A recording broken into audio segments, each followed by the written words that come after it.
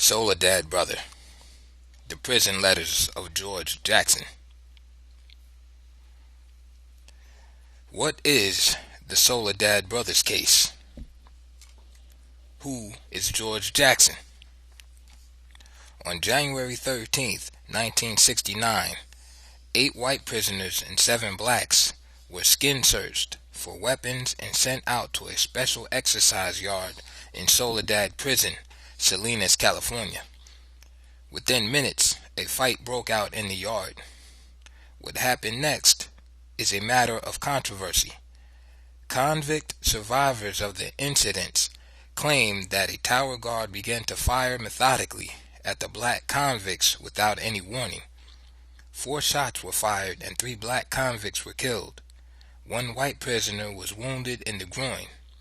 Inmate survivors claimed that the guard would not allow them to remove the injured convicts to the prison hospital for over 20 minutes, and that as a result, one of the black convicts, wounded in the leg, bled to death on the concrete floor.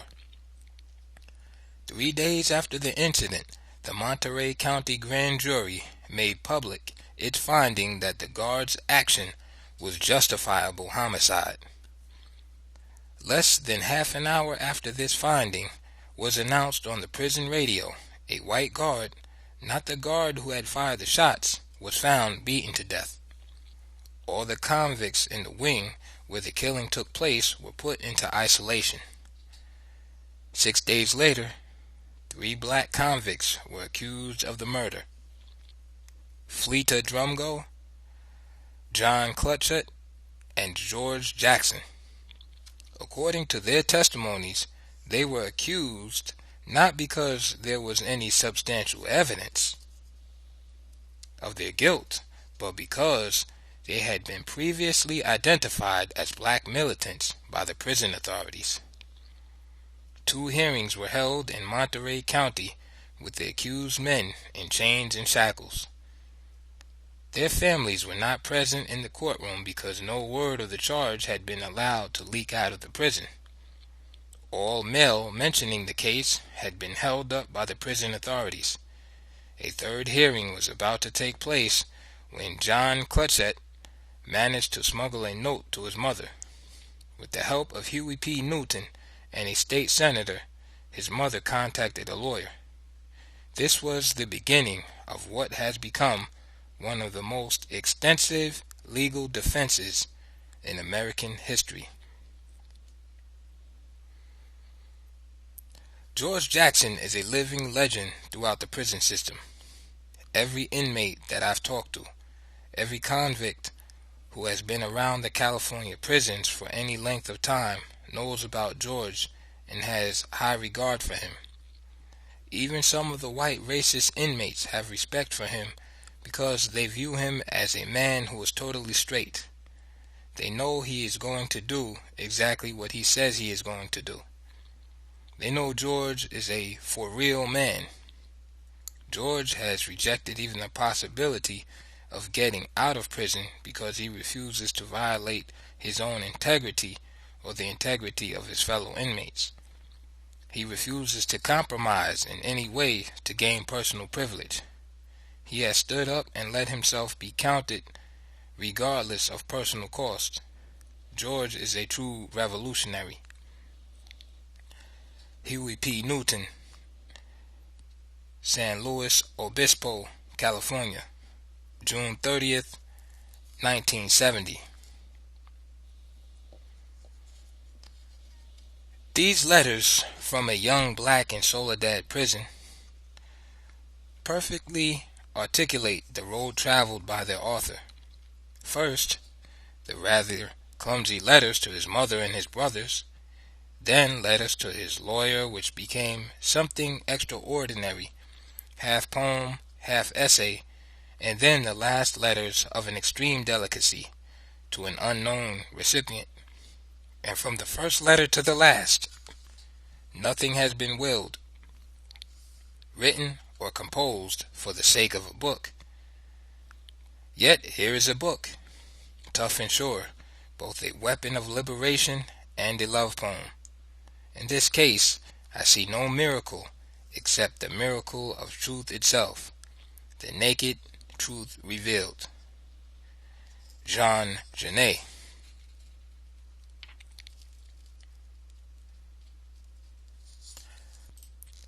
"Free the Soledad brothers by 12:30," one of the men shouted as he left the courtroom.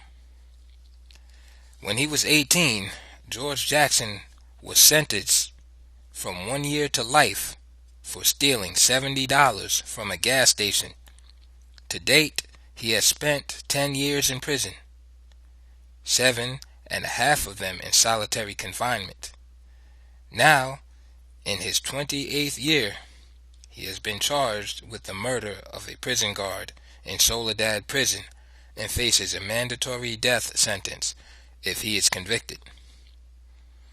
In this book of his letters, George Jackson is revealed as one of the most powerful and eloquent writers of our time.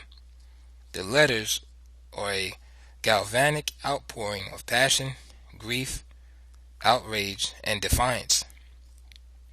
It is as if all the fierce longings and suppressed rage of the black race had found complete and absolute expression in Jackson's 5x8 cell. His letters to his mother are full of the tenderest concern. His letters to his father are the chronicle of a long and bitter emotional and ideological struggle between two men, and sum up the tragic gap between the generation of Martin Luther King and the new generation of black militants. Throughout his letters, Jackson pleads and reasons and even threatens in a desperate effort to make his family understand his life and accept his commitment to total revolutionary change. Because of his burning need to communicate with his family, Jackson finally communicates with everyone. His letters to the women he knows soar and ache with the dammed-up passion of a man who has spent 7.5 years in solitary. In his letters to Angela Y. Davis, whom he calls his tender experience, the rhetoric of revolution becomes the medium of love. But perhaps his deepest concern is reserved for his younger brother, Jonathan, who was just 7 years old when the author entered prison. To Jonathan, George pours out everything that he has ever learned about how to survive as a black man in a hostile and degrading society. On August 7th, 1970, just a few days after George was transferred to San Quentin and 7 months after he was accused of the murder of the guard, Jonathan, who had just turned 17, invaded the San Rafael courthouse single-handed with a satchel full of handguns, an assault rifle, and a shotgun hidden under his raincoat. As he left the courtroom with the 3 black convicts he had armed and the 5 hostages they had taken, Jonathan shouted, "Free the Soledad brothers by 12:30.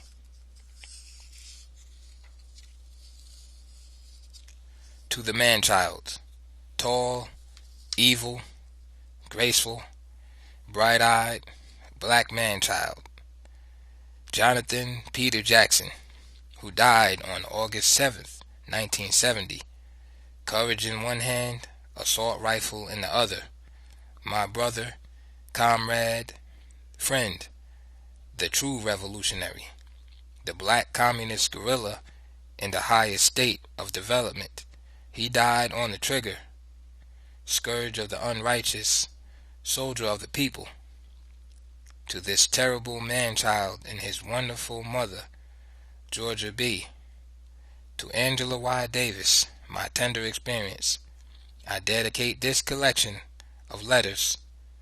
To the destruction of their enemies, I dedicate my life. Soledad Brother, The Prison Letters of George Jackson. Introduction by Jean Genet. Copyright 1970 by by World Entertainers Limited. Introduction.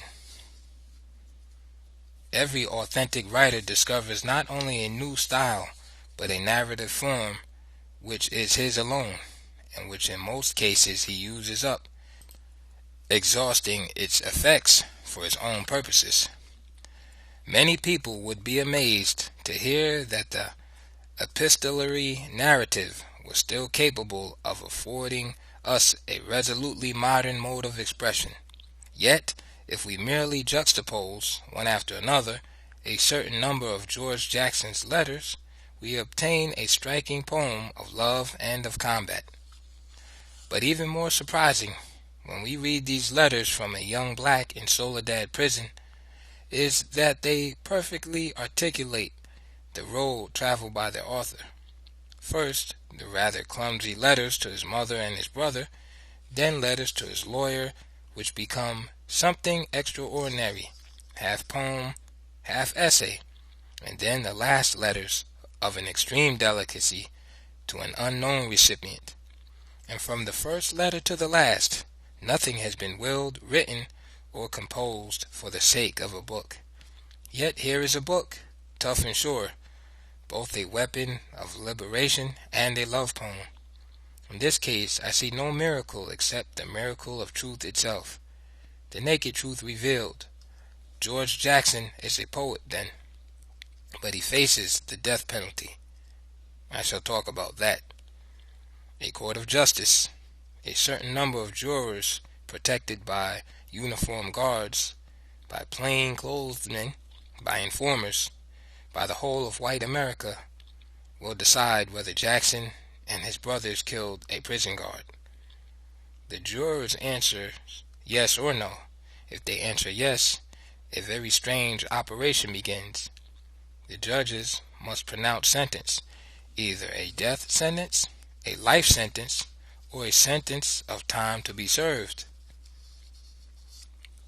Note: when this introduction was written, Genet did not realize that under California law, the jury usually determines the sentence.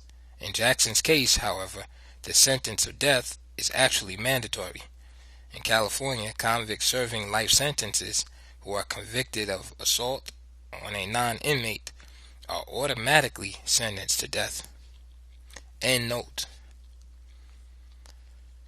What, then, is this intellectual operation which changes a simple act, a murder, if there was one, into something quite different, into another death, or a life sentence, or a period of time served? How these two facts are linked together, the initial and hypothetical murder, and the sentence pronounced, no one knows, no one has yet said. This is because the courts, in America as elsewhere, are tribunals of authority, a crude authority which adapts itself very well to the arbitrary.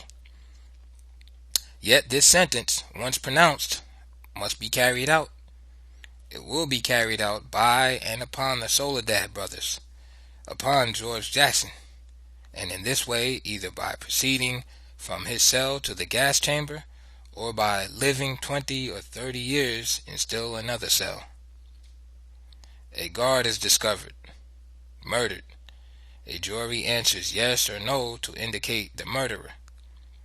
The murderer dies in his turn, or lives in a cell for 30 years in order to justify a sentence that has been pronounced. To understand the significance of this book as a weapon, a means of combat, the reader must not forget that George Jackson is in danger of death. If a certain complicity links the works written in prisons or asylum, Sade and Artaud share the same necessity of finding in themselves what must lead them to glory, that is, despite the walls, the moats, the jailers, and the magistracy, into the light, into the minds not enslaved. These works do not meet in what is still called ignominy, starting in search of themselves from the ignominy demanded by social repression, they discover common ground in the audacity of their undertaking, in the rigor and accuracy of their ideas and their visions. In prison, more than elsewhere, one cannot afford to be casual. One cannot endure a penalty so monstrous as the lack of freedom without demanding of one's mind and body a labor at once delicate and brutal, a labor capable of warping the prisoner in a direction which takes him ever farther from the social world. But it might be supposed that as the site of absolute malediction, prison, and at its heart the cell, would enforce by its misery upon those confined there a kind of solidarity required by that very misery, a merciful harmony in which all social distinctions maintained in the free air would be abolished. Prison serves no purpose. Do we imagine that at least it can strip its inmates of their wretched social differences, that under the surveillance of a cordon of guards, black or white but armed, there develop behind its walls, in its darkness, certain new relations between the prisoners, whoever they may have been during their moments of freedom? That is an idealistic hope, which we must avoid or get rid of. George Jackson's book tells the brutal truth.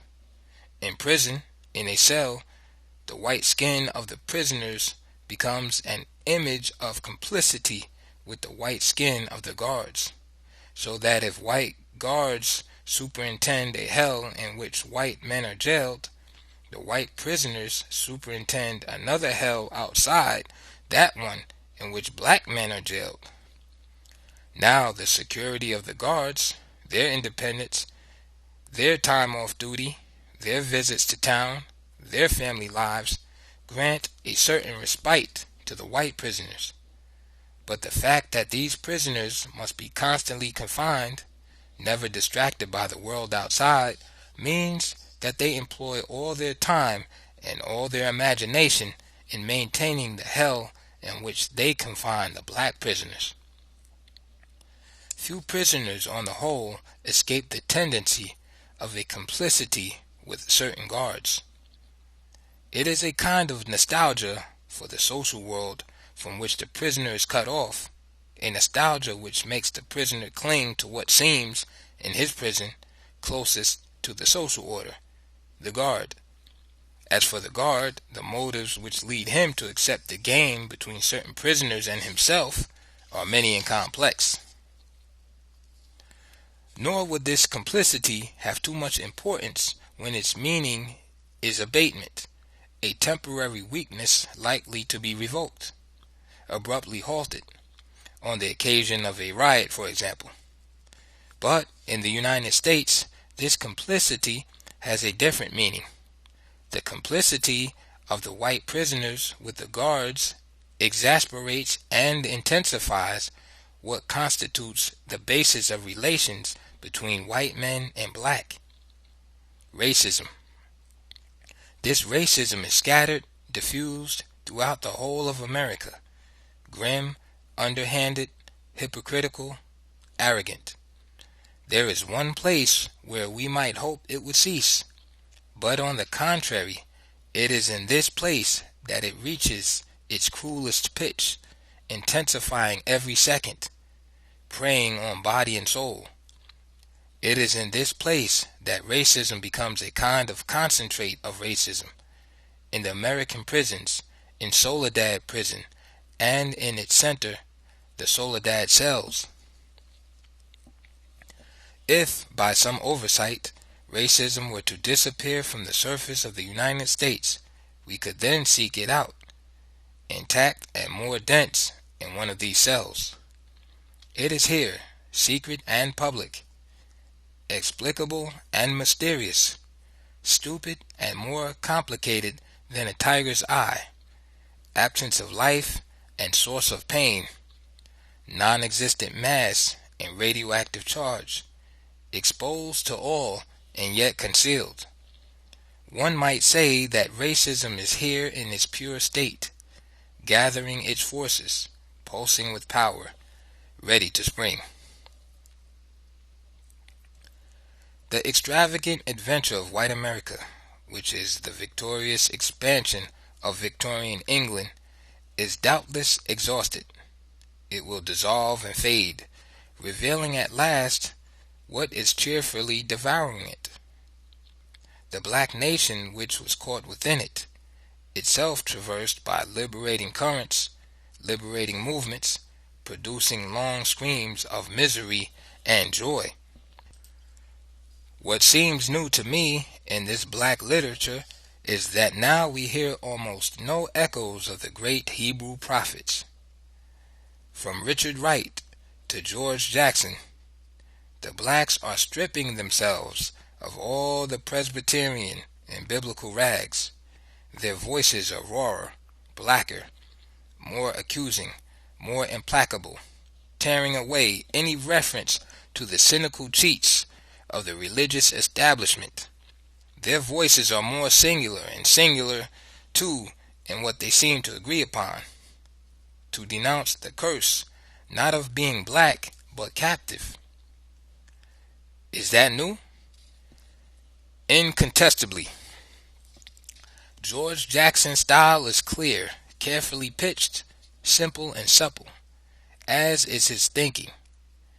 Anger alone illuminates his style and his thinking, and a kind of joy in anger.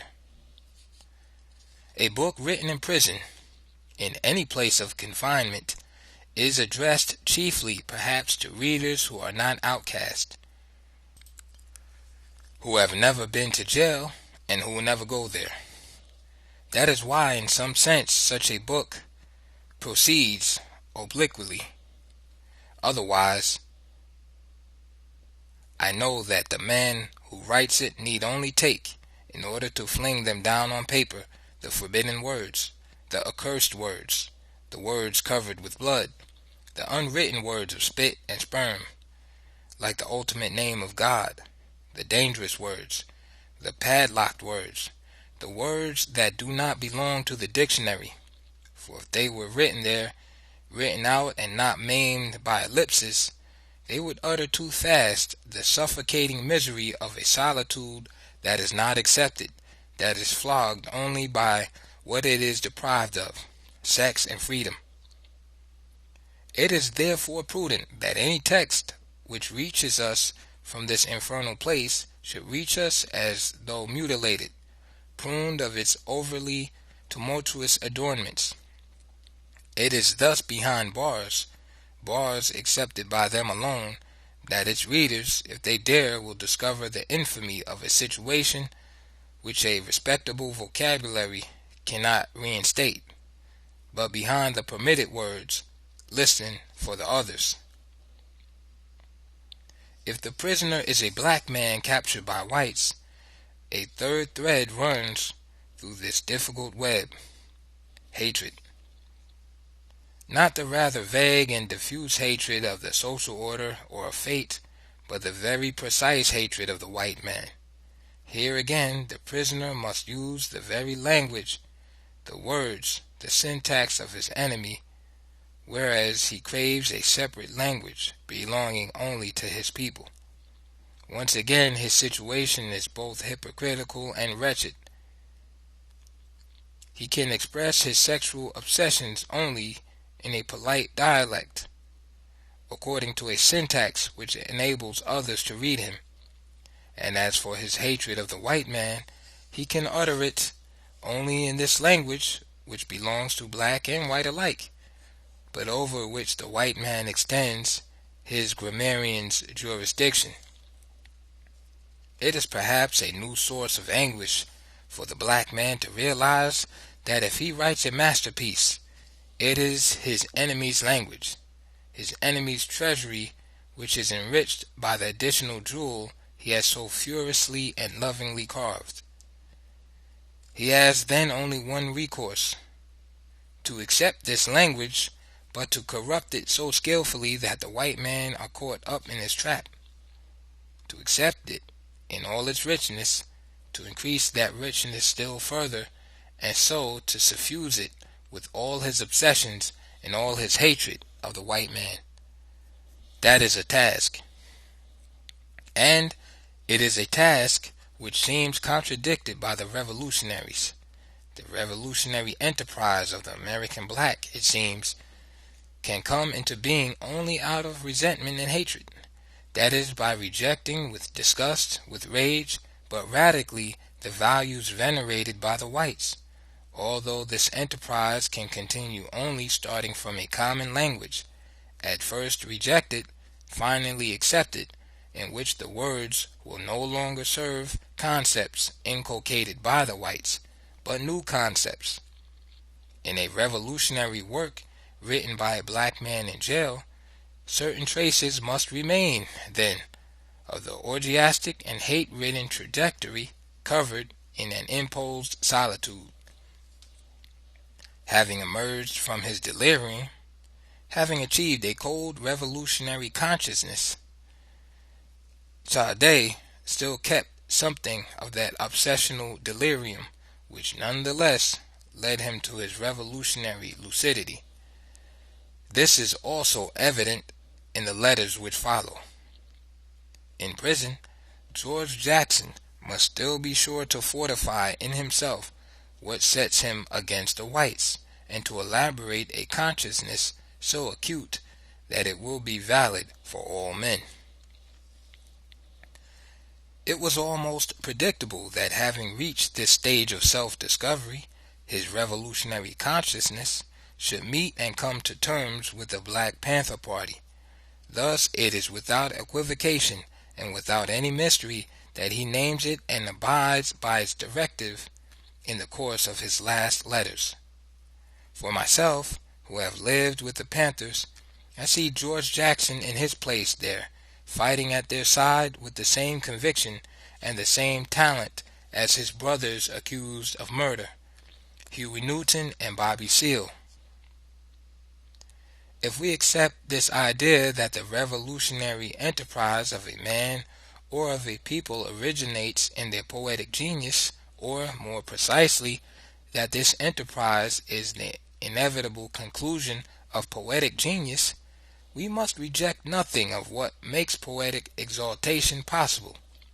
If certain details of this work seem immoral to you, it is because the work as a whole denies your morality, because poetry contains both the possibility of a revolutionary morality and what appears to contradict it. Finally, every young American black who writes is trying to find himself and test himself, and sometimes, at the very center of his being, in his own heart, discovers a white man he must annihilate. But let me return to the amazing coherence of George Jackson's life and of his unwilled book. There is nonetheless one rather disturbing thing about it. At the same moment he was living his life, a kind of death or higher life, without his realizing it. By letters and certain notations in his letters, he was also writing his legend. That is, he was giving us, without intending to, a mythical image of himself and of his life. I mean, an image transcending his physical person and his ordinary life, in order to project himself into glory with the help of a combat weapon, his book, and of a love poem. But I have lived too long in prisons not to recognize, as soon as the very first pages were translated for me in San Francisco, the special odor and texture of what was written in a cell, behind walls, guards, envenomed by hatred. For what I did not yet know so intensely was the hatred of the white American for the black. A hatred so deep that I wonder if every white man in this country, when he plants a tree, doesn't see Negroes hanging from its branches. When this book comes out, the man who wrote it will still be in his Soledad cell with the Soledad brothers. Note: in late June 1970, before the publication of this book, the Soledad brothers were transferred to San Quentin. End note. What follows must be read as a manifesto, as a tract, as a call to rebellion, since it is that first of all. It is too obvious that the legislative and judiciary systems of the United States were established in order to protect a capitalist minority and enforce the whole of the white population.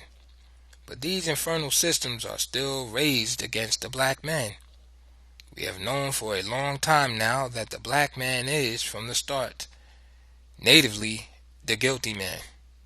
We can be sure that if the blacks, by the use of their violence, their intelligence, their poetry, all that they have accumulated for centuries while observing their former masters in silence and in secrecy, if the blacks do not undertake their own liberation, the whites will not make a move.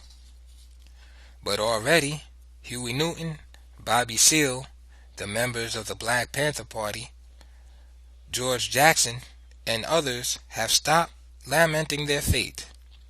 The time for blues is over for them. They are creating, each according to his means, a revolutionary consciousness, and their eyes are clear, not blue.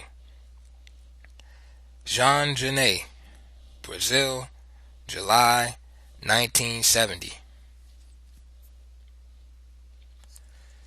Recent letters and an autobiography. Soledad Prison, June 10th, 1970. Dear Greg, note: the editor who asked for the author's autobiography, end note. I probably didn't work hard enough on this, but I'm pressed for time, all the time. I could play the criminal aspects of my life down some, but then it wouldn't be me. That was the pertinent part. The thing at school and home I was constantly rejecting and processing. All my life I pretended with my folks. It was the thing in the street that was real. I was certainly just pretending with the nuns and priests. I served mass so that I could be in a position to steal altar wine, sang in the choir because they made me. When we went on tour of the rich white Catholic schools, we were always treated very well, fed, rewarded with gifts. Old Father Brown hated me, but always put me down front when we were on display. I can't say exactly why. I was the ugliest, skinniest little misfit in the group. Black men born in the U.S. and fortunate enough to live past the age of 18 are conditioned to accept the inevitability of prison. For most of us, it simply looms as the next phase in a sequence of humiliations. Being born a slave in a captive society and never experiencing any objective basis for expectation had the effect of preparing me for the progressively traumatic misfortunes that led so many black men to the prison gate. I was prepared for prison. It required only minor psychic adjustments.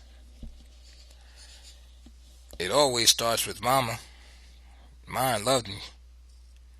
As testimony of her love and her fear for the fate of the man-child all slave mothers hold, she attempted to press, hide, push, capture me in the womb. The conflicts and contradictions that will follow me to the tomb started right there in the womb. The feeling of being captured. This slave can never adjust to it. It's a thing that I just don't favor. Then, now, never. I've been asked to explain myself briefly before the world has done with me. It is difficult because I don't recognize uniqueness, not as it's applied to individualism, because it is too tightly tied into decadent capitalist culture. Rather, I've always strained to see the indivisible thing cutting across the artificial barricades which have been erected to an older section of our brains, back to the mind of the primitive commune that exists in all blacks.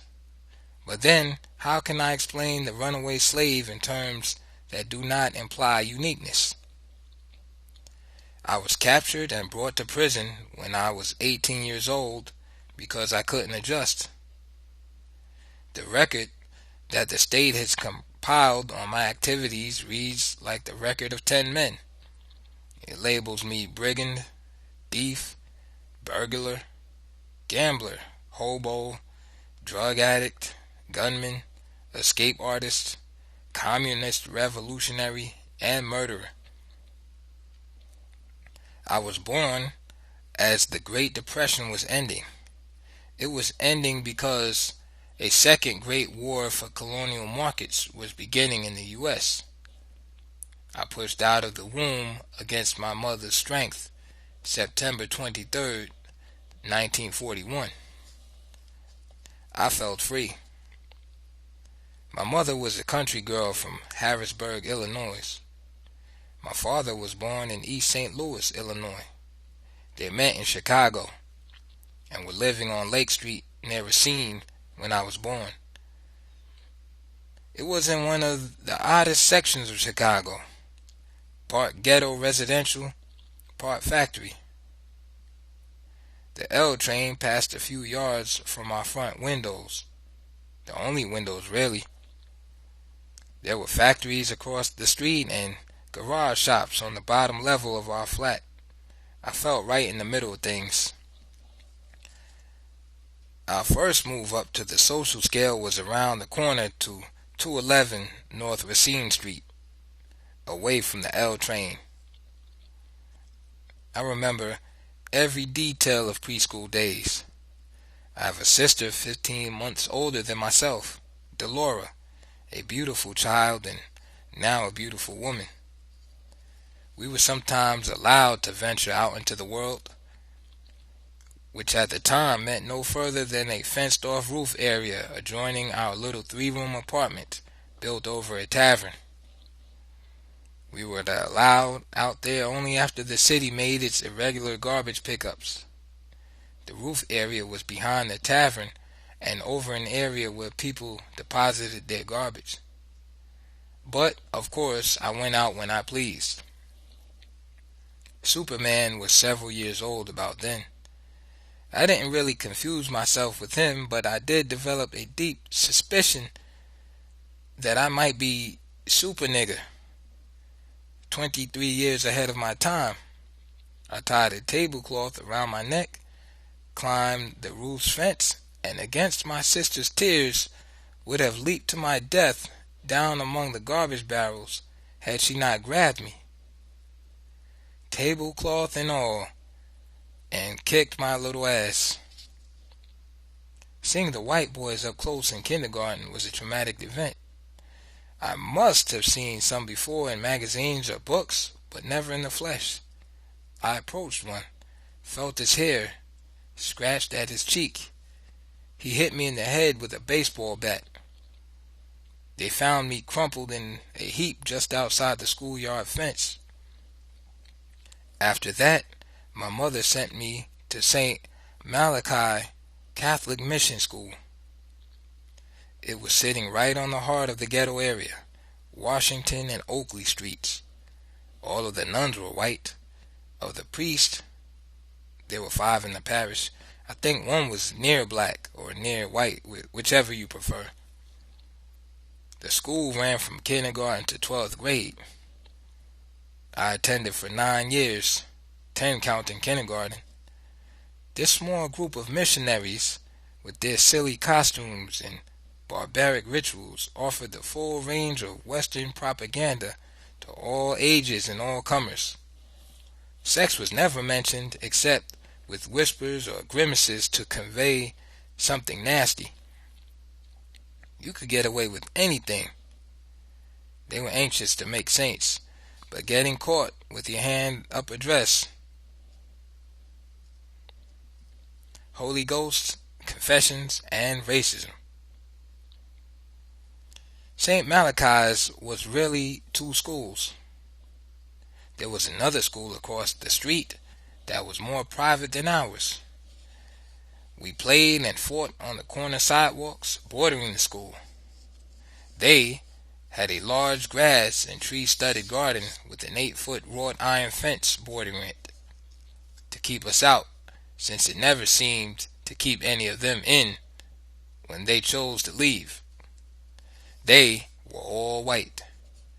They were driven to and from school in large private buses or their parents' cars. We, on the black side, walked, or when we could afford it, used the public buses or streetcars.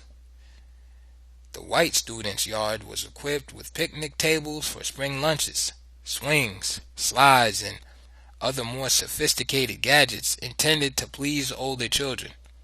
For years, we had only the very crowded sidewalks and alley behind the school. Years later, a small gym was built, but it just stood there, locked. It was only allowed to be used for an occasional basketball game between our school and one of the others like it from across the city's various ghetto areas. Delora and I took the Lake Street streetcar to school each morning, and also on Sundays when we were forced to attend a religious function. I must have fallen from that thing 100 times while it was in motion. Each time Delora would hang on to me, trying to save me. But I was just too determined, and we would roll down Lake Street, books and all, miraculously avoiding the passing cars. The other black children who went to public school laughed at us. The girls had to wear a uniform. The boys wore white shirts.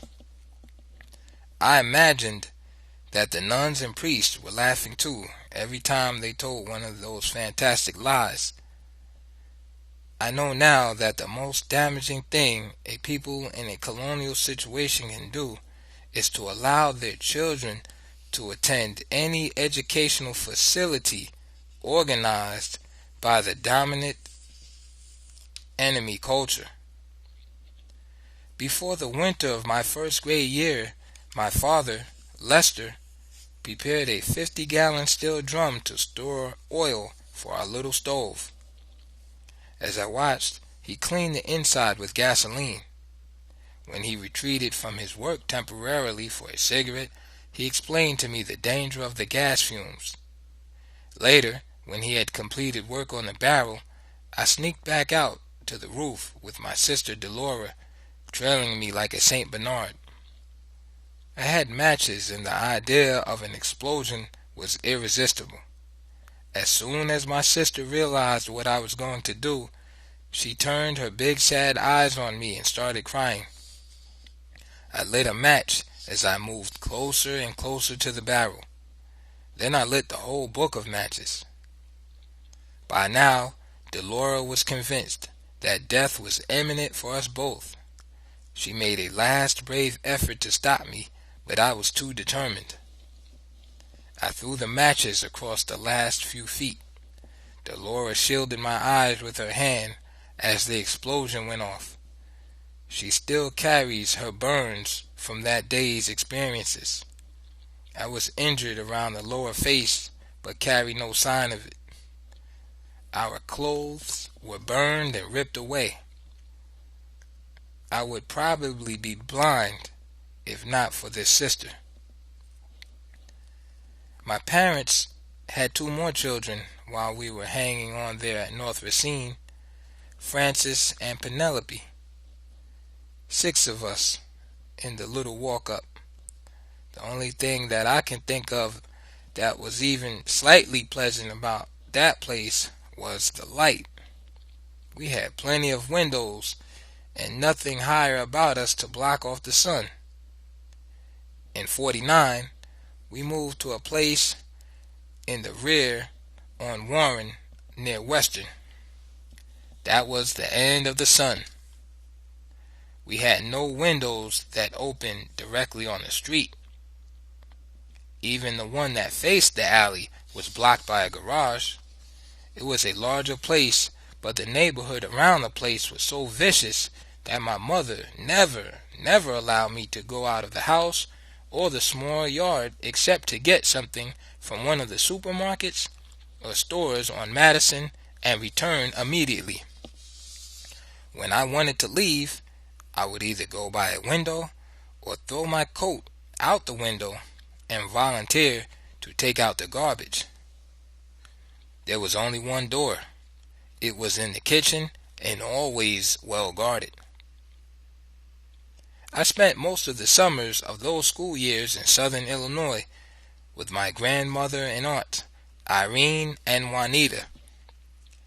My mother, Georgia, called it removing me from harm's way. This was where my mother grew up, and she trusted her sister Juanita, whose care I came under completely.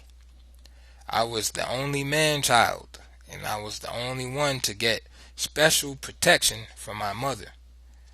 The trips to the country were good for me in spite of the motive. I learned how to shoot rifles, shotguns, pistols. I learned about fishing.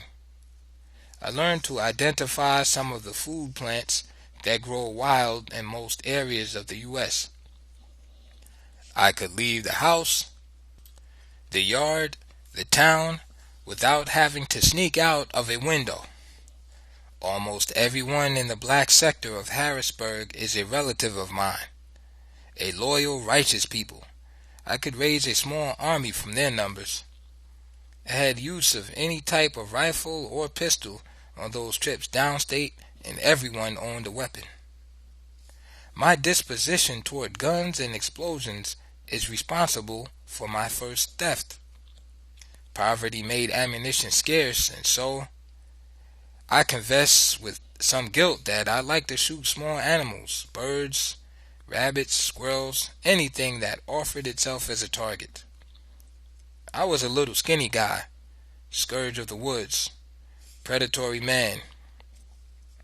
After the summer, I went back up north for school and snowball, sometimes ice block fights with the white kids across the street. I don't remember exactly when I met Joe Adams. It was during the early years, but I do recall the circumstances. 3 or 4 of the brothers were in the process of taking my lunch when Joe joined them. The bag was torn, and the contents spilled onto the sidewalk.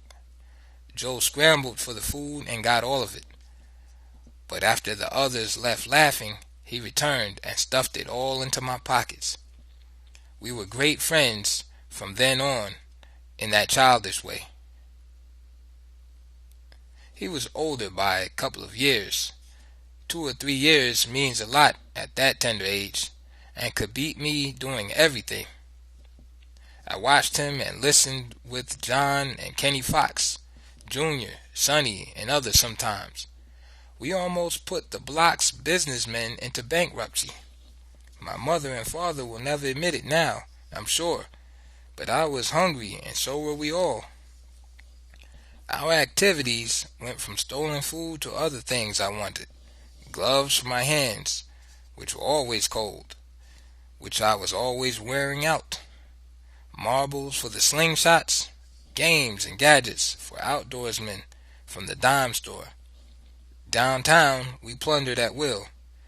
The city was helpless to defend against us, but I couldn't keep up with the Joe.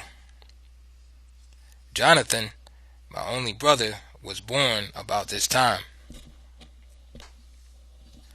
My grandfather, George Papa Davis, stands out of those early years more than any other figure in my total environment. He was separated from his wife by the system. Work for men was impossible to find in Harrisburg.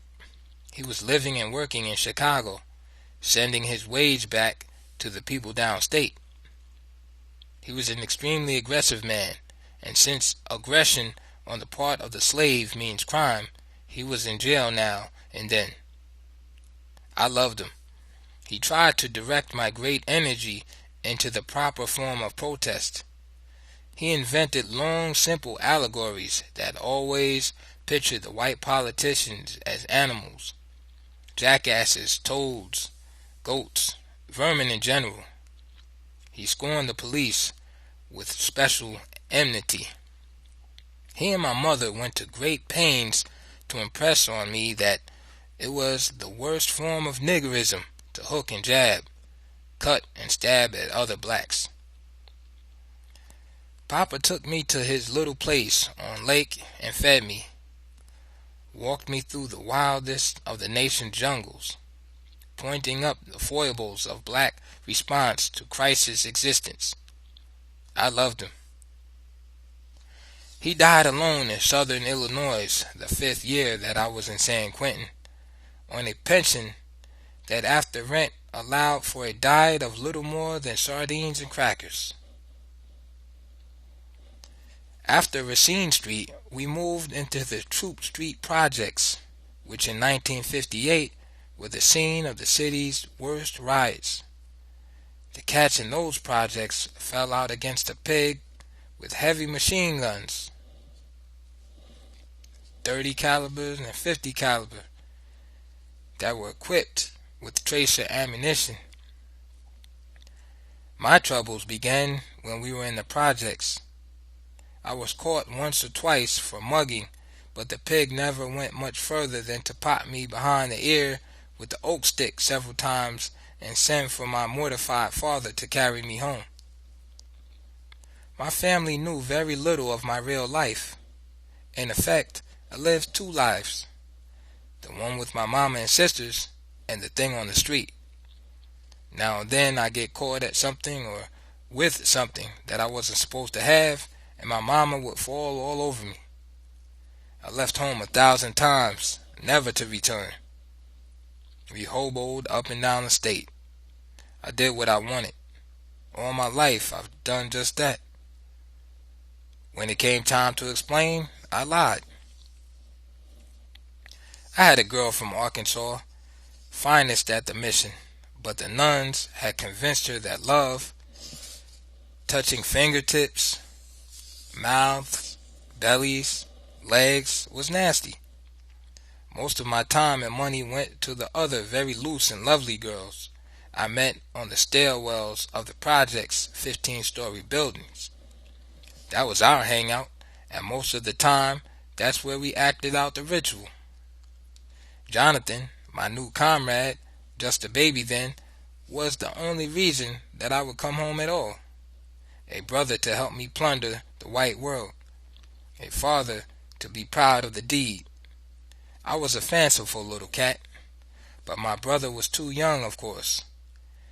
He's only 17 now, while I'm 29 this year. And my father, he was always mortified. I stopped attending school regularly and started getting picked up by the pigs more often. The pig station, a lecture, and oak stick therapeutics. These pickups were mainly for suspicion of or because I was in the wrong part of town. Except for once or twice, I was never actually caught breaking any laws. There just wasn't any possibility of a policeman beating me in a foot race. A target that's really moving with evasive tactics is almost impossible to hit with a short-barreled revolver. Through a gangway with a gate that only a few can operate with speed, it's dark even in the day, up a stairway through a door, across roofs with 7 to 10 foot jumps in between, the pig is working mainly for money. Bear in mind, I am running for my life. There wasn't a pig in the city who could follow the leader of even the most timid ghetto gang. My father sensed the need to remove me from the Chicago environment, so in 1956 he transferred his post office job to the Los Angeles area. He bought an old 49 Hudson, threw me into it, and the 2 of us came west with plans to send for the rest of the family later that year. I knew nothing of cars. It was the first car our family had ever owned. I watched my father with great interest as he pushed the Hudson across the 2,000 miles from Chicago to Los Angeles in 2 days. I was certain that I could handle the standard gear shift and pedals. I asked him to let me try upon our arrival in Los Angeles that first day.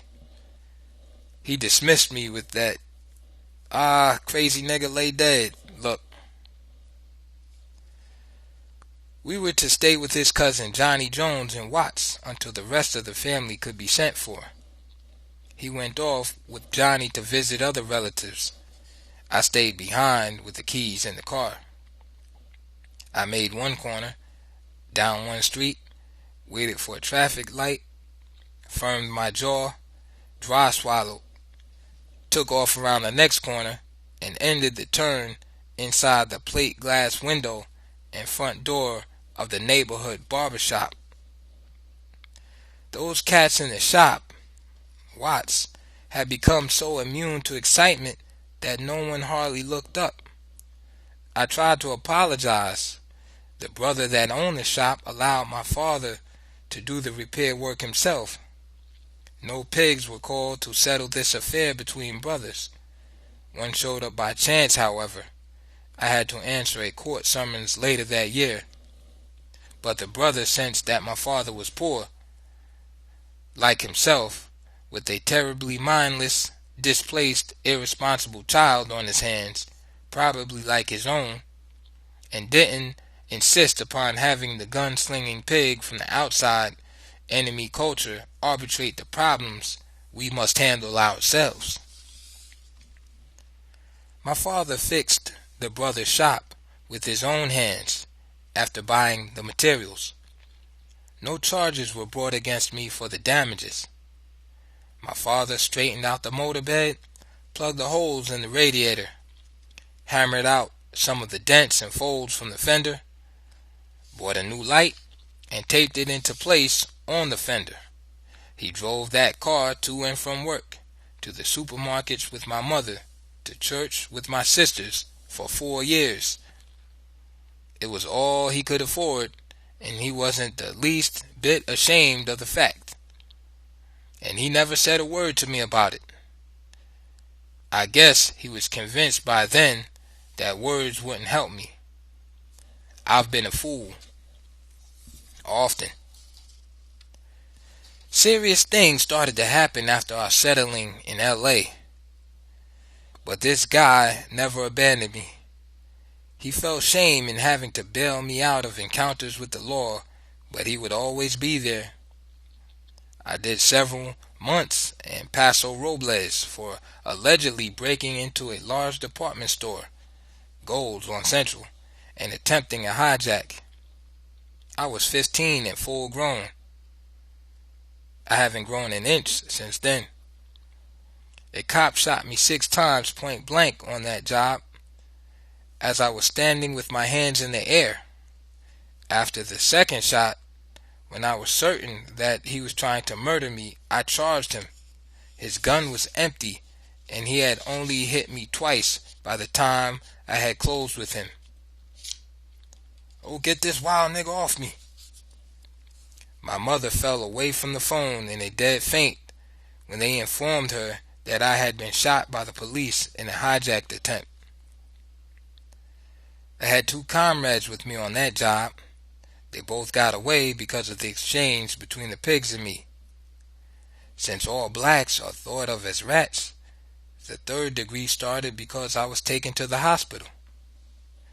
Medical treatment was offered as a reward for cooperation. At first, they didn't know I had been hit, but as soon as they saw the blood running from my sleeve, the questions began. A bullet had passed through my forearm, another had sliced my leg. I sat in the back of the pig car and bled for 2 hours before they were convinced that lockjaw must have set in already. They took me to the little clinic at the Maxwell Street station. A black nurse or doctor attended. She was young, full of sympathy and advice. She suggested, since I had strong-looking legs, that instead of warring with the enemy culture, I should get interested in football or sports. I told her that if she could manage to turn the pig in the hall for a second, I could escape and perhaps make a new start somewhere with a football. A month before this thing happened, a guy had sold me a motorcycle and provided a pink slip that proved to be forged or changed around in some way. The bike was hot, and I was caught with it. Taken together, these two things were enough to send me to what California calls Youth Authority Corrections. I went to Paso Robles. The very first time, it was like dying. Just to exist at all in the cage calls for some heavy psychic readjustments. Being captured was the first of my fears. It may have been inborn. It may have been an acquired characteristic built up over the centuries of black bondage. It is the thing I've been running from all my life. When it caught up to me in 1957, I was 15 years old and not very well equipped to deal with sudden changes. The youth authority joints are places that demand complete capitulation. One must cease to resist altogether, or else. The employees are the same general types found lounging at all prison facilities. They need a job, any job. The state needs goons. Chino was almost new at the time. The regular housing units were arranged so that at all times one could see the lockup unit. I think they called it X. We exited from day to day to avoid it. How much we ate was strictly controlled. So was the amount of rest. After lights went out, no one could move from his bed without a flash of the pig's hand light. During the day, the bed couldn't be touched. There were so many compulsories that very few of us could manage to stay out of trouble even with our best efforts. Everything was programmed right down to the precise spoonful.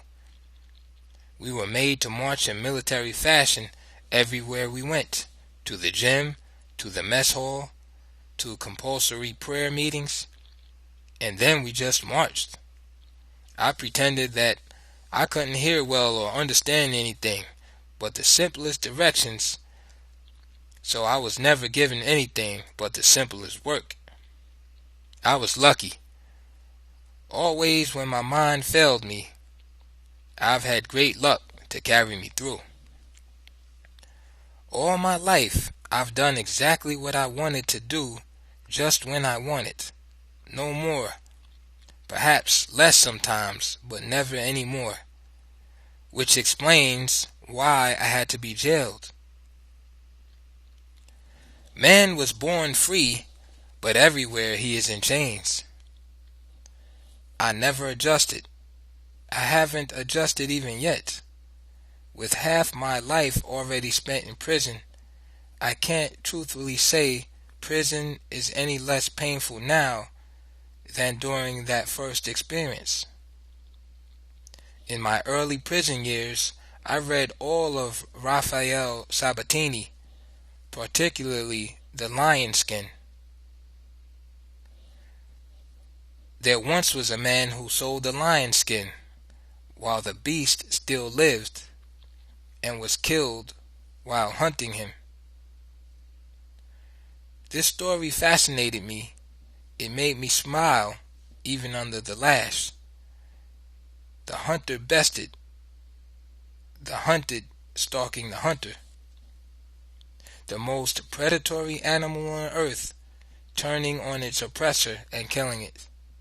At the same time, this ideal existed in me just above the conscious level.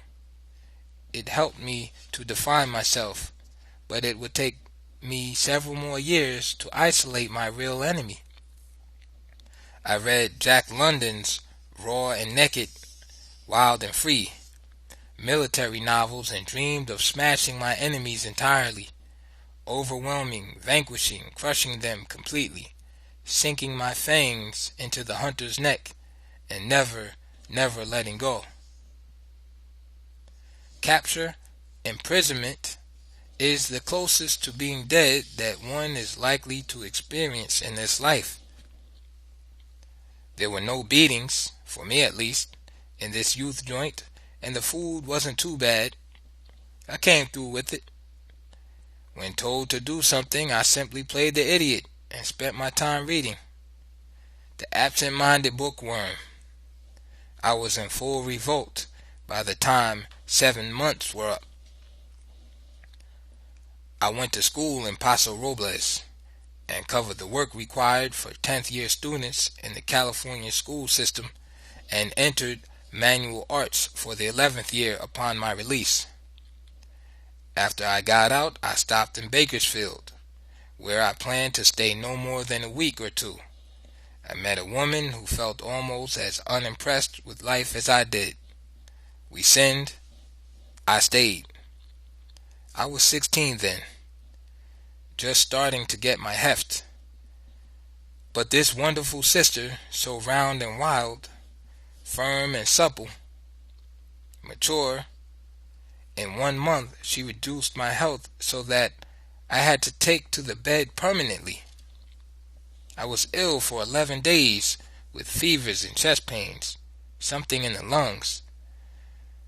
When I pulled out of it, I was broke. I'd collected a few friends by that time. 2 of them would try anything. Matt and Obi. We talked, borrowed a car, and went off. A few days later, we were all 3 in county jail, Kern County, on suspicion of committing a number of robberies. Since the opposition cleans up the books when they find the right type of victim, they accused us of a number of robberies we knew nothing about. Since they had already identified me for one, I copped out to another and cleared Matt and Obi on that count. They allowed Obi to plead guilty to 1 robbery instead of 3 others they threatened him with. That cleared Matt altogether. 2 months after our arrest, Matt left the county jail free of charges. I was in the time tank instead of the felony tank because they had only 2 felony tanks. That was the old county jail, and they wanted to keep the 3 of us separated. After Matt left, a brother came into the time tank to serve 2 days. The morning he was scheduled to leave, I went back to his cell with a couple of sheets and asked him if he would aid me in an escape attempt. He dismissed me with one of those looks and a wave of the hand. I started tearing the sheet in strips. He watched. When I was finished, he asked me, "What are you doing with that sheet?" I replied, "I'm tearing it into these strips." "Why you doing that?" "I'm making a rope." "What you gonna do with that rope?" "Oh, I'm gonna tie you up with it." When they called him to be released that morning, I went out in his place. I've learned one very significant thing for our struggle here in the U.S. All blacks do look alike to certain types of white people. White people tend to grossly underestimate all blacks out of habit. Blacks have been overestimating whites in a conditioned reflex. Later, when I was accused of robbing a gas station of $70, I accepted a deal. I agreed to confess and spare the county court cost in return for a light county jail sentence. I confessed, but when time came for sentencing, they tossed me into the penitentiary with 1 to life. That was in 1960. I was 18 years old. I've been here ever since. I met Marx, Lenin, Trotsky, Engels, and Mao when I entered prison and they redeemed me. For the first 4 years, I studied nothing but economics and military ideas. I met black guerrillas, George Big Jake Lewis and James Carr, W.L. Nolan, Bill Christmas, Torrey Gibson, and many, many others. We attempted to transform the black criminal mentality into a black revolutionary mentality. As a result, each of us has been subjected to years of the most vicious reactionary violence by the state. Our mortality rate is almost what you would expect to find in the history of Dachau. 3 of us were murdered several months ago by a pig shooting from 30 feet above their heads with a military rifle. I am being tried in court right now with 2 other brothers, John Clichette and Fleeta Drumgo, for the alleged slaying of a prison guard. This charge carries an automatic death penalty for me. I can't get life. I already have it. When I returned to San Quentin prison last week from a year in Soledad prison, where the crime I am charged with took place, a brother who had resisted the logic of proletarian people's revolutionary socialism for the black man in America sent me these lines in a note. Without the cold and desolation of winter, there could not be the warmth and splendor of the spring. Calamity has hardened my mind and turned it to steel. Power to the people. George. April 1970. Dear Faye. Note: Mrs. Faye Stender, the author's lawyer. On the occasion of your and Senator Dimilly's tour and investigation into the affairs here at Soledad, I detected in the questions posed by your team a desire to isolate some rationale that would explain why racism exists at the prison with particular prominence. Of course, the subject was really too large to be dealt with in one tour and in the short time they allowed you, but it was a brave scene. My small but mighty mouthpiece and the black establishment senator and his team invading the state's maximum security role in the worst of its concentration camps. I think you are the first woman to be allowed to inspect these facilities. Thanks from all. The question was too large, however. It's tied into the question of why all these California prisons vary in character and flavor in general. It's tied into the larger question of why racism exists in this whole society with particular prominence, tied into history. Out of it comes another question. Why do California joints produce more Bunchy Carters and Eldridge Cleavers than those over the rest of the country? I understand your attempt to isolate the set of localized circumstances that give to this particular prison's problems of race is based on a desire to aid us right now in the present crisis. There are some changes that could be made right now that would alleviate some of the pressures inside this and other prisons.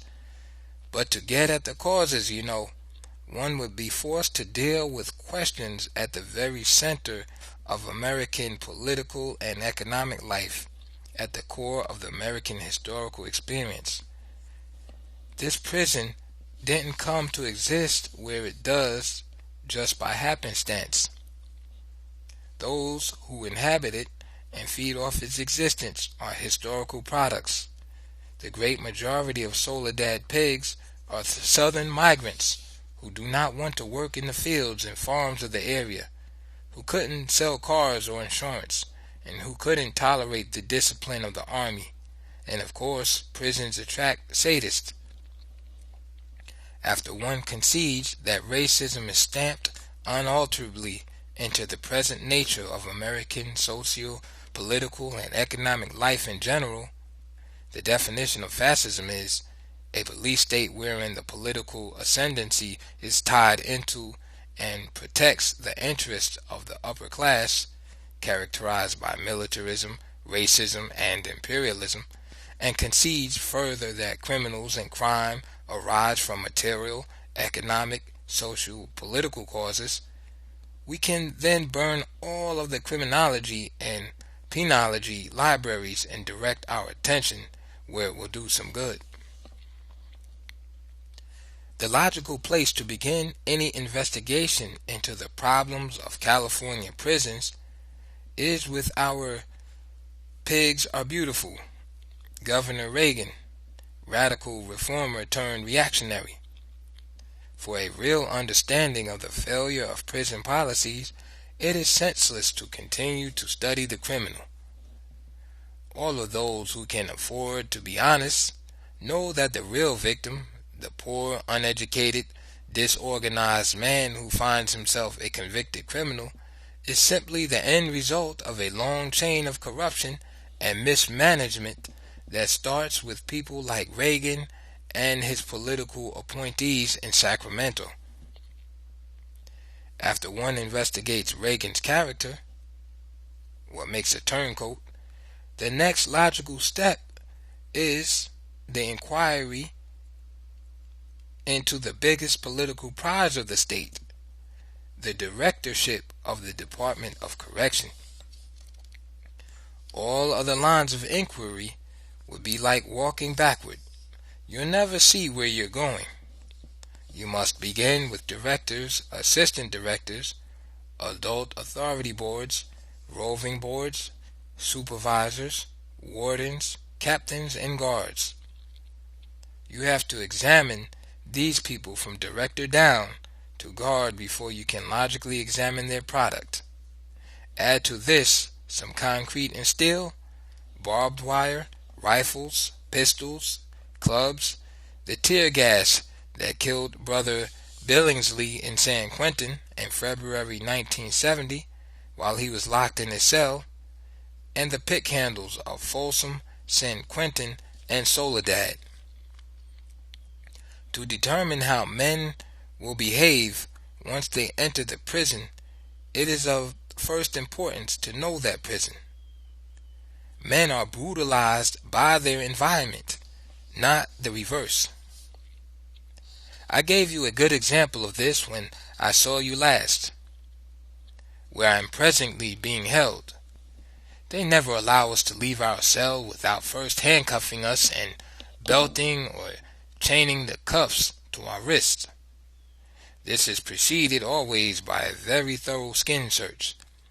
A force of a dozen or more pigs can be expected to invade the row at any time, searching and destroying personal effects. The attitude of the staff toward the convicts is both defensive and hostile. Until the convict gives in completely, it will continue to be so.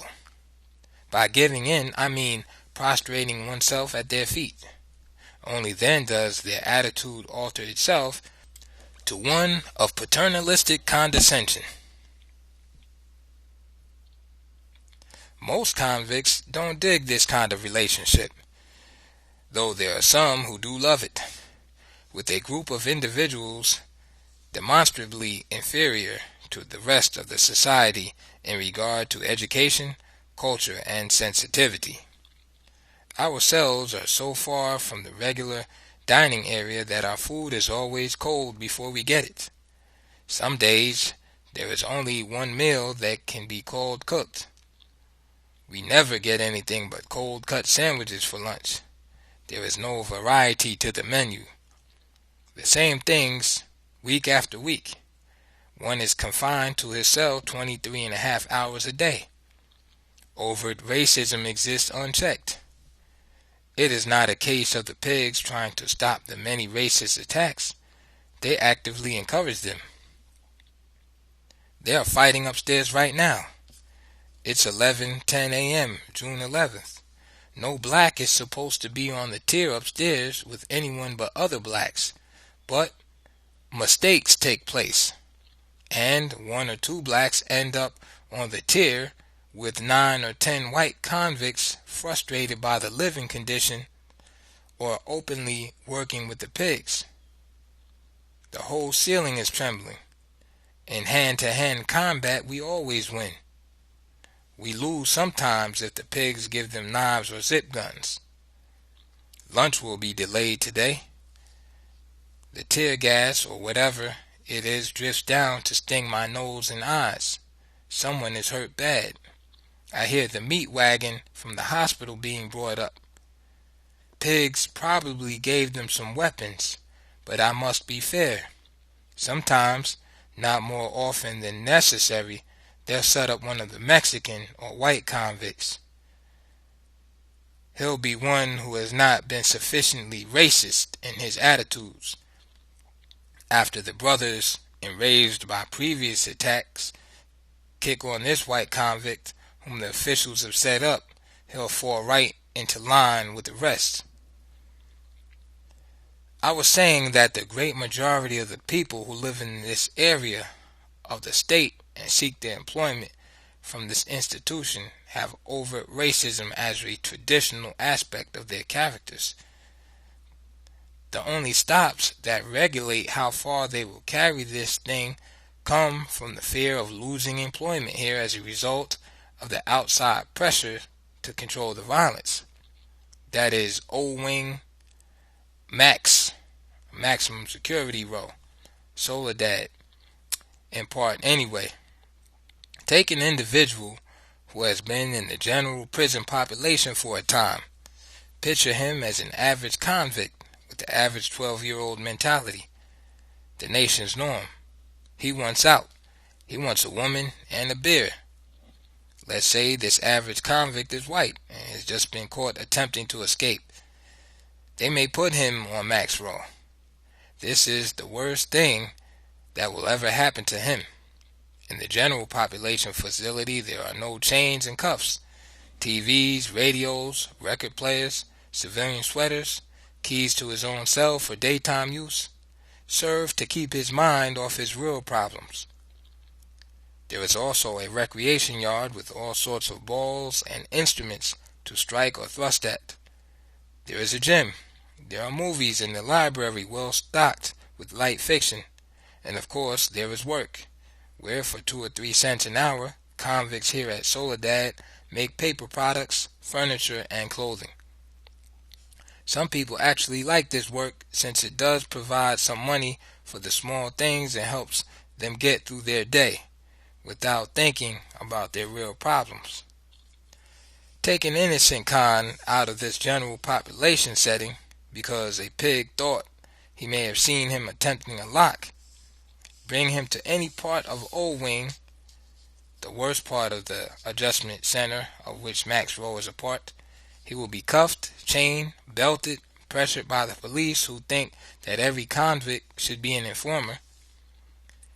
He will be pressured by the white cons to join their racist brand of politics. They all go under the nickname Hitler's helpers. If he is predisposed to help black, he will be pushed away by black. 3 weeks is enough. The strongest hold out no more than a couple of weeks. There has been one white man only to go through this O-Wing experience without losing his balance, without allowing himself to succumb to the madness of ribald, protrusive racism. It destroys the logical processes of the mind. A man's thoughts become completely disorganized. The noise, madness streaming from every throat, frustrated sounds from the bars, metallic sounds from the walls, the steel trays, the iron beds bolted to the wall, the hollow sounds from a cast iron sink or toilet, the smells, the human waste thrown at us, unwashed bodies, the rotten food. When a white con leaves here, he's ruined for life. No black leaves Max Row walking. Either he leaves on the meat wagon or he leaves crawling, licking at the pig's feet. Ironic because one cannot get a parole to the outside prison directly from O-Wing, Max Row. It's positively not done. The parole board won't even consider the Max Rowe case. So a man licks at the feet of the pig not for a release to the outside world, but for the privilege of going upstairs to Old Wing Adjustment Center. There the licking process must continue if a parole is the object. You can count on one hand the number of people who have been paroled to the streets from Old Wing proper in all the years that the prison has existed. No one goes from Old Wing Max Rowe straight to the general prison population. To go from here to the outside world is unthinkable. A man must go from Max Rowe to the regular adjustment center facility upstairs, then from there to the general prison population. Only then can he entertain thoughts of eventual release to the outside world. One can understand the depression felt by an inmate on Max Rowe. He's fallen as far as he can into the social trap. Relief is so distant that it is very easy for him to lose his holds. In 2 weeks, that little average man who may have ended up on Max Rowe for suspicion of attempted escape is so brutalized, so completely without holds, that he will never heal again. It's worse than Vietnam. He's dodging lead. He may be forced to fight a duel to the death with knives. If he doesn't sound and act more zealous than everyone else, he will be challenged for not being loyal to his race and its politics. Fascism. Some of these cons support the pig's racism without shame. The others support it inadvertently by their own racism. The former are white, the latter black. But in here, as on the street, black racism is a forced reaction, a survival adaptation. The picture that I have painted of Soledad's general population facility may have made it sound not too bad at all. That mistaken impression would result from the absence in my description of one more very important feature of the main line: terrorism. A frightening, petrifying diffusion of violence and intimidation is emitted from the offices of the warden and captain. How else could a small group of armed men be expected to hold and rule another, much larger group except through fear? We have a gym, inducement to throw away our energies with a ball instead of revolution. But if you walk into this gym with a cigarette burning, you're probably in trouble. There is a pig waiting to trap you. There's a sign, no smoking. If you miss the sign, trouble. If you drop the cigarette to comply, trouble. The floor is regarded as something of a fire hazard. I'm not certain what the pretext is. There are no receptacles. The pig will pounce. You'll be told in no uncertain terms to scrape the cigarette from the floor with your hands. It builds from there. You have a gym, but only certain things may be done and in specified ways. Since the rules change with the pig's mood, it is really safer for a man to stay in his cell. You have to work with emoluments that range from nothing to 3 cents an hour. But once you accept the pay job in the prison's industrial sector, you cannot get out without going through the bad conduct process. When workers are needed, it isn't a case of accepting a job in this area. You take the job, or you're automatically refusing to work, even if you clearly stated that you would cooperate in none other employment. The same atmosphere prevails on the recreation yard, where any type of minor mistake could result not in merely a bad conduct report and placement in an adjustment center, but death. A fist fight, a temporary trivial loss of temper, will bring a fusillade of bullets down on the darker of the 2 men fighting. You can't begin to measure the bad feeling caused by the existence of one TV set shared by 140 men. Think, one TV, 140 men. If there is more than one channel, what's going to occur? In Soledad's TV rooms, there has been murder, mayhem, and destruction of many TV sets. The blacks occupy one side of the room and the whites and Mexicans the other. Isn't it significant in some way that our numbers in prison are sufficient to justify the claiming of half of all these facilities? We have a side, they have a side. What does your imagination envisage out of a hypothetical situation where Nina Simone sings, Angela Davis speaks, and Jim Brown splits on one channel, while Merle Haggard yodels and begs for an ass-kicking on another? The fight will follow immediately after some brother who is less democratic than he is starved for beauty. We did vote, but they're 60 to our 40. Turns the station to see Angela Davis. What lines do you think the fighting will be along?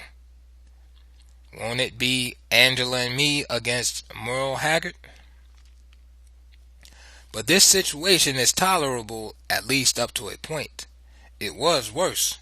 When I entered the joint on this offense, they had half and we had half, but our half was in the back. In a case like the one just mentioned, the white convicts will start passing the word among themselves that all whites should be in the TV room to vote in the Cadillac Cowboy. The two groups polarize out of a situation created by whom? It's just like the outside. Nothing at all complicated about it. When people walk on each other, when disharmony is the norm, when organisms start falling apart, it is the fault of those whose responsibility it is to govern. They're doing something wrong. They shouldn't have been trusted with the responsibility, and long-range political activity isn't going to help that man who will die tomorrow or tonight. The apologists recognize that these places are controlled by absolute terror, but they justify the pigs' excuses with the argument that we exist outside the practice of any civilized codes of conduct. Since we are convicts rather than men, a bullet through the heart, summary execution for fistfighting or stepping across a line is not extreme or unsound at all. An official is allowed full range in violent means because a convict can be handled no other way. Faye, have you ever considered what type of man is capable of handling absolute power? I mean, how many would not abuse it? Is there any way of isolating or classifying generally who can be trusted with a gun and absolute discretion as to who he will kill? I've already mentioned that most of them are KKK types. The rest, all the rest in general, are so stupid that they shouldn't be allowed to run their own bath. A responsible state government would have found a means of weeding out most of the savage types that are drawn to gunslinger jobs long ago. How did all these pigs get through? Men who could barely read, write, or reason. How did they get through? You may as well give a baboon a gun and set him loose on us. It's the same in here as on the streets out there.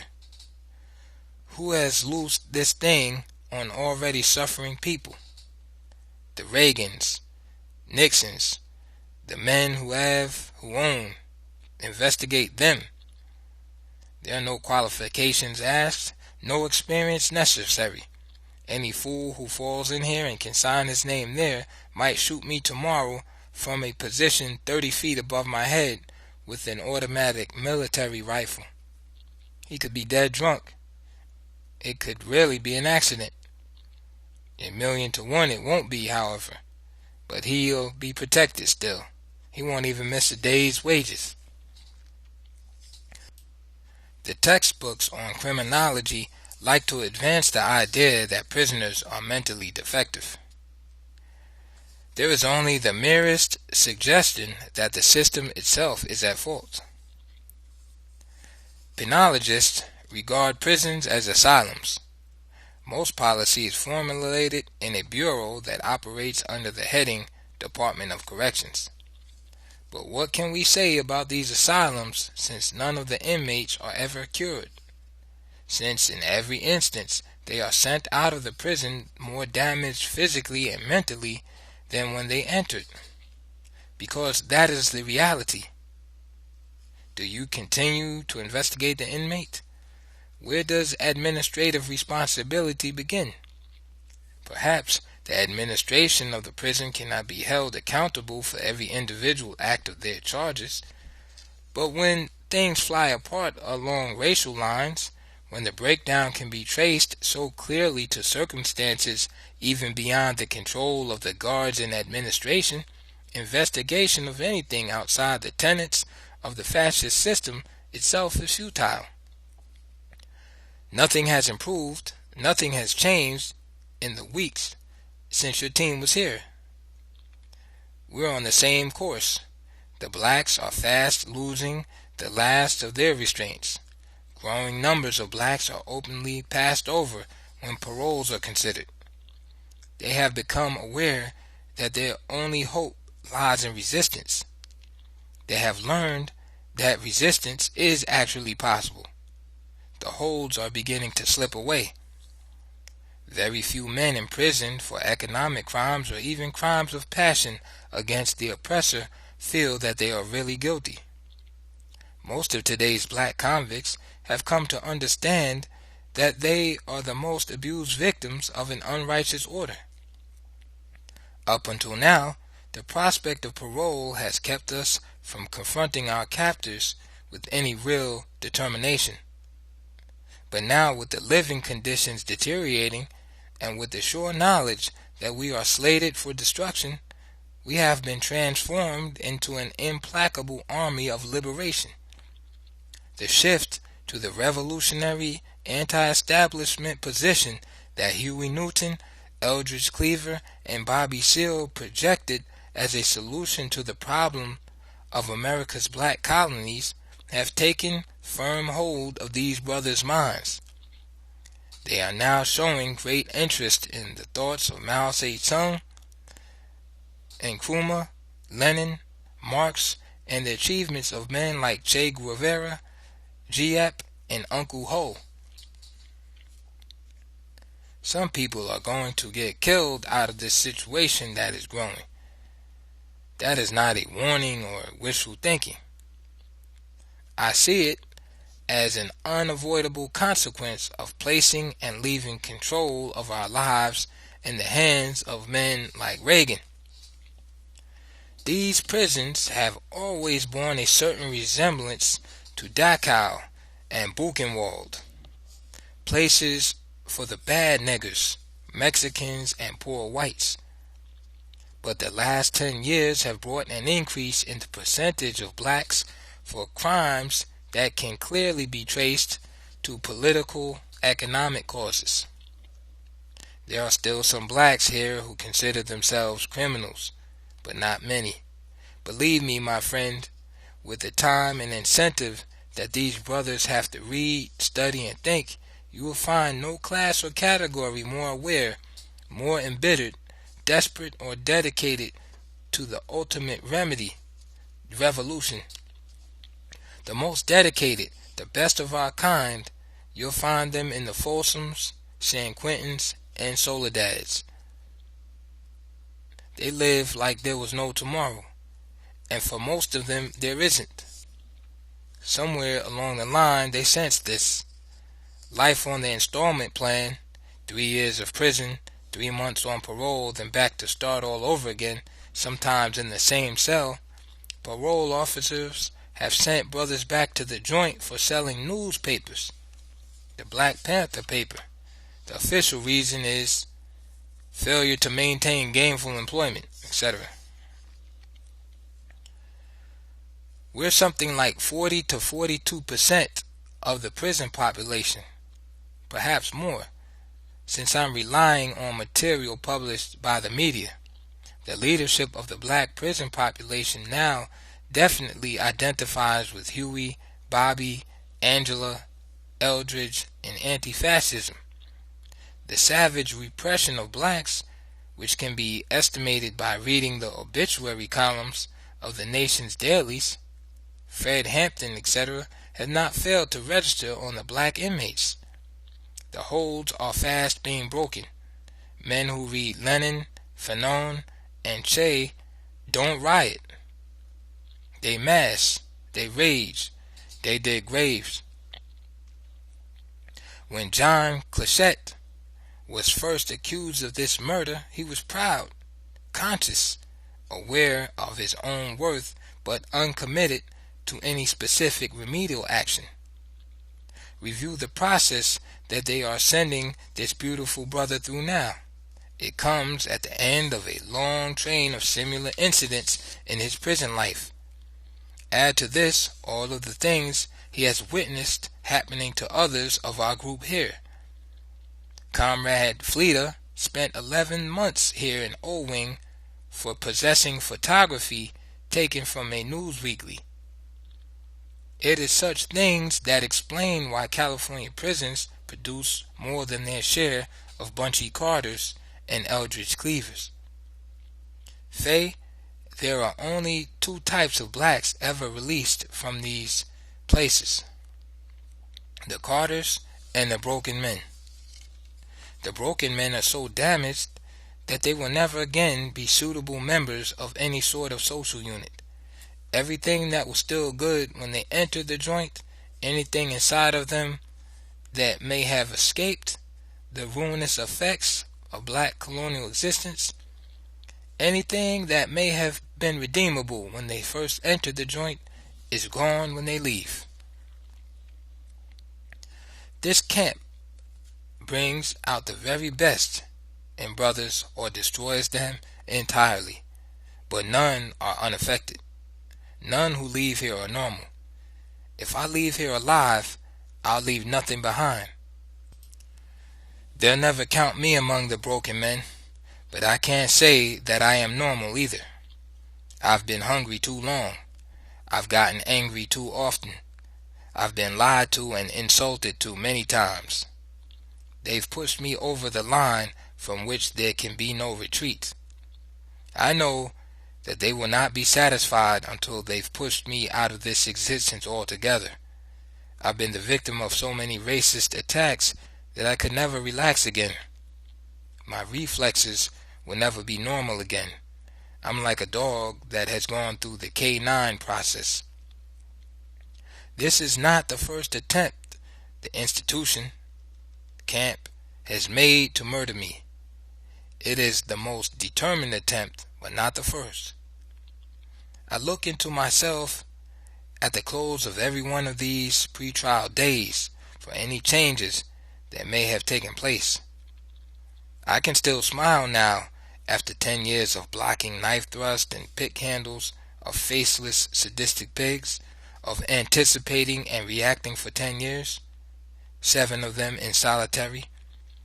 I can still smile sometimes, but by the time this thing is over, I may not be a nice person, and I just lit my 77th cigarette of this 21-hour day. I'm going to lay down for 2 or 3 hours. Perhaps I'll sleep. Seize the time. June 12th, 1970. You know, I had a visit yesterday from an old friend, Joan. They told her she couldn't come back again. An economy move. It cost the state too much to supervise my half-hour visits, so I'll be held incommunicado, it seems. They turned my sister away today. Someone is going to have to come up with some guts. These fools must be stopped. Absolute power in the hands of idiots. It makes me think of Rome and England. Do you know where the barbarians and guerrillas are going to come from to destroy Imperial America? From the black colonies in these concentration camps. The three of us are the only convicts in this joint who have to accept half-an-hour visits with a special guard, handcuffed and chained. Now it seems we won't even get that. My sister, my brother can't visit me in what could be the last days of my life. Well, one good thing comes from this experience. No question remains in the minds of any member of my family as to where their energies would best be spent. My father will have a whole den of panthers there to feed. With each attempt the pigs made on my life at San Quentin, I would send an SOS out to my family. They would always respond by listening and writing letters to the joint pigs and Sacramento rats. But they didn't entirely accept that I was telling them the truth about the pig mentality. I would get dubious stares when I told them about the lieutenants and the others who propositioned some of the most vicious white convicts in the state. Kill Jackson. We'll do you some good. You understand, my father wanted to know why. And all I could tell him was that I related to Mal and couldn't kowtow. His mind couldn't deal with it. I would use every device, every historical and current example I could reach to explain to him that there were no good pigs. But the task was too big. I was fighting his mind first, and his fear of admitting the existence of an identifiable enemy element that was oppressing us, because that would either commit him to attack that enemy or force him to admit his cowardice. I was also fighting the establishment's public relations and propaganda machine. The prisons all use the clean, straight faces or the old, harmless-looking pigs to work in areas where they must come in contact with free people. And these pigs are never allowed to use their tusk. Regarding the racism, my father would remind me that there were black pigs too. But, of course, that means nothing at all. They simply work around the blacks when necessary. One guard or two guards working together is all that's needed to murder any con in the joint. But it isn't really necessary to work around the black pigs. They'll all cooperate or turn their heads. The black cop could be a large factor in preventing our genocide, but no help can be expected from that quarter. The same stupidity and desperation that brought him to the gates prevents him from interceding. The job, the wage means too much to him. Often he feels compelled to prove himself, prove that he is loyal to the force, prove that he is not prejudiced in favor of us, prove that he is honest. His honesty prevents him from dealing in contraband, as every white pig does. Look, I was in San Quentin for 7 straight years. I knew everything that was brought in and by whom. The white pig actually considers it his privilege to supplement his income by bringing in and selling narcotics, weapons, and of course, pornography. The black pig is afraid, too unsure of his position to be dishonest. This same fear will cause him to show more zeal in the club therapy sessions than even the whites manage. If the victim is black, he's going to get so mad that the white pigs will have to stand back and let him swing. If they don't have murder planned for that session, they have to pull that nigger off you. A pig is a pig. It all falls into place. I see the whole thing much clearer now, how fascism has taken possession of this country. The interlocking dictatorship from county level on up to the Grand Dragon in Washington, D.C. The solidarity between the prison here and the court and Salinas between the judge and the grand jury, the judge and the DA, and other city officials. The institution has effectively cut me off from any relief. The unmeek have taken over this whole county, the state, the entire country. They work together to the same end, effective control. I know of these links before this, long before this, but seeing it in operation is pretty frightening. What force binds them together? I'm referring to the intermediary, the physical thing, not the ideal.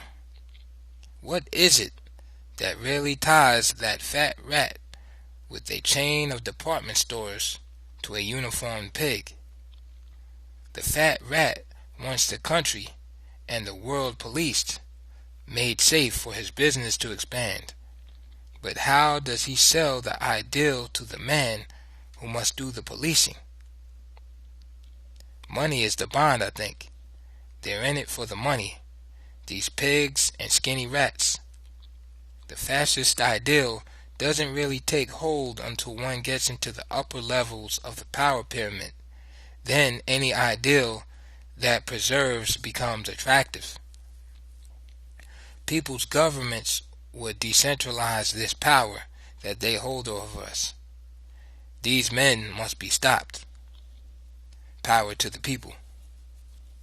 George. June 13th, 1970. Dear Faye, no one here knows about the scheduled court hearing. They say we're not going. The prison doesn't like moving us, so somehow they have managed to arrange with the judge to leave us out of our own trial, our pre-trial. Can they try us in absentia? Is that the term? Some pig just said that the judge under no circumstances wants us in his court. In that case, they shouldn't mind dropping the whole thing or sending us to another country for trial. Berkeley, perhaps. But as you said, more than likely it'll be Orange County. Why do we accept this sort of thing? We have numerical superiority, but they have guns and money. And then the righteous don't like to cut throats, so we languish in misery. When you finally get me out of this mess, you'll have to send me away somewhere for a while, somewhere like Cuba or China or Tanzania, so that I can reorient myself. My understanding has been strained to the utmost. June 14th, 1970. I don't think we can afford to be nice much longer. The very last of our protection is eroding from under us. There will be no means of detecting when that last right is gone. You'll only know when they start shooting you. The process must be checked somewhere between now and then, or we'll be fighting from a position of weakness with our backs against the wall. I think we still have the advantage now. We of the black colony know about that kind of action, fighting off of the wall. It's not the best way to get down. It's getting tighter here. They're taking our visits. It looks as if they're stopping our court appearances. They also made a mistake concerning our money draw this month. This means we'll be without the little things even. You may never read this letter either. Our mail is being held back, returned, thrown away somewhere. Nice people, aren't they? They richly deserve anything we can do to them. This man who just passed my cell counting, he'll never listen to reason. His mind isn't constructed that way. While we reason with him in ideals and ideas, he isn't listening. He is thinking about which rule he'll quote to dismiss us. When he walks away, you'll see the little code book protruding from his ass pocket. That's where he carries his mind, in his ass pocket. When we attack the problem with intellectualism, we give away the advantage we have in numbers. I'm with Bobby. We are going to have to kick him where he keeps his brain, in the region of the ass. Power. George.